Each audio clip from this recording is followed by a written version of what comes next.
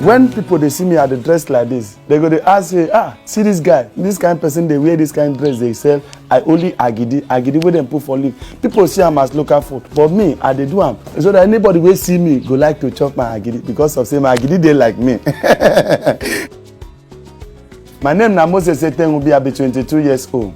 And na me be the only qualified, recognized, educated agidi person where they sell educated agidi for Akwa Ibom State. Not only educated agidi, or educated agidi that gives starch, which is carbohydrate. Carbohydrates in collaboration with other nutrients, such as protein, fat, and oil, mineral salts, and vitamins. So in other words, we call it balanced diet.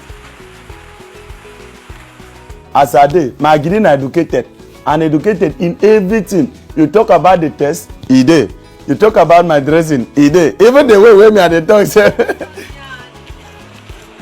I don't do this agidi since 2018. I've been the dress casual back then. So this year, now I can't start to the dress like this. Why I dey dress and like this? Be say I don't grow, and my branding need to grow. When my business begin grow, now I can't use English carry the market my agidi. So today I can't give my agidi a name educated. So and when I don't do this thing, I can't see say as my business they grow. Now so my English they grow, and I can't look myself.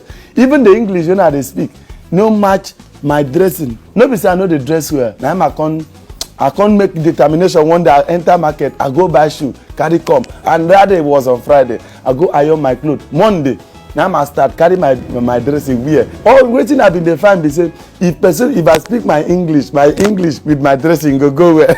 You know say when you go well, people go be attracted. This agidi is good for you. Once you eat it, it will smoothen your skin.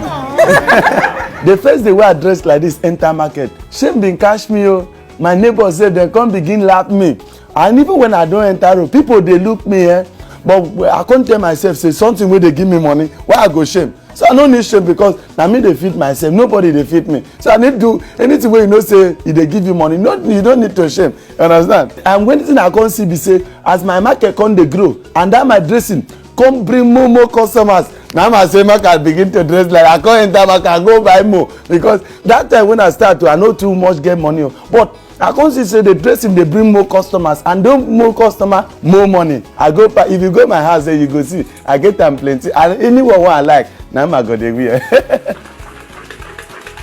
Now this place now be the hardest part where they ever be because of say I no get people where they work for me. And this agidi wey you see so e dey take me many times before I dey finish to prepare cook am.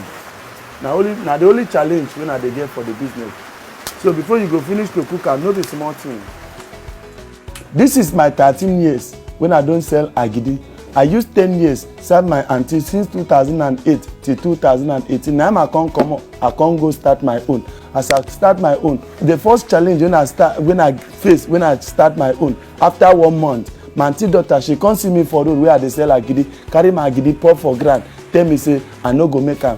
Me, although say I cry I can't even I be won't even discouraged, but I say oh, no, I no go dey discouraged. Say I must make am, and today God they bless me.